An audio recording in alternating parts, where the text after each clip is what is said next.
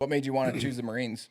Honestly, dude, this is a hilarious story. I was going to go into the Coast Guard because there's 2 stations 30 minutes in each direction of my house. There's one on Lake Ontario, then there's one down on the St. Lawrence River, and we're kind of in the middle. I had practice or something going on, and I sent my girlfriend to the recruiting station, which was all the recruiting stations like in one building. You'd walk down the hallway.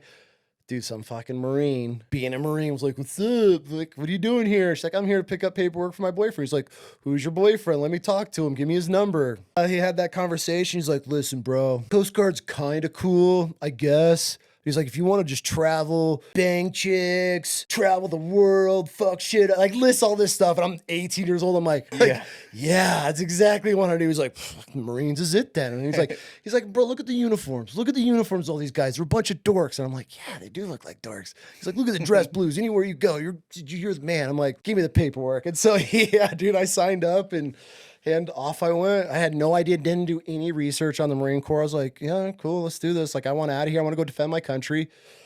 And I was like, cool, like, I want to do this. I want to shoot machine guns and full auto grenade launchers, everything, then rockets, like everything that an 18, 19-year-old kid wants to do. And so, yeah, he sold me on it. And that was right after 9/11? Yeah, so I joined 2004. So, I mean, I was in high school for 9/11, but the war's just starting to kick off. Iraq was just happening. And that was obviously a big factor of really helped me decide to go Marine Corps. I was on vacation actually with that girlfriend at the time and her family, and I'll never forget, dude, this is like ingrained in my DNA.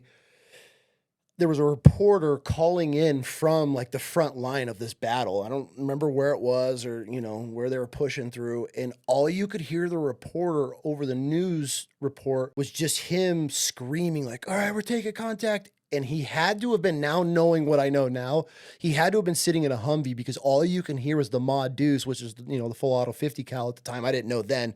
You just hear, he's trying to report, and you can hear the brass and the links falling on the roof and the hood, and they're coming on the end. You could hear all of this. I didn't know what it was at the time, but I'm just watching the news like, holy fuck, this, and you hear people screaming, like, shit fire. And I'm just like, and then literally like 2 weeks later, my girlfriend goes to pick up the paperwork, talk to the Marine. So I already had like this hard on for war. Like I got a little taste. I was like, damn, that sounded insane. And then it was just like a sequence of events that just worked out perfect for that recruiter. And I'm like, yeah. Absolutely.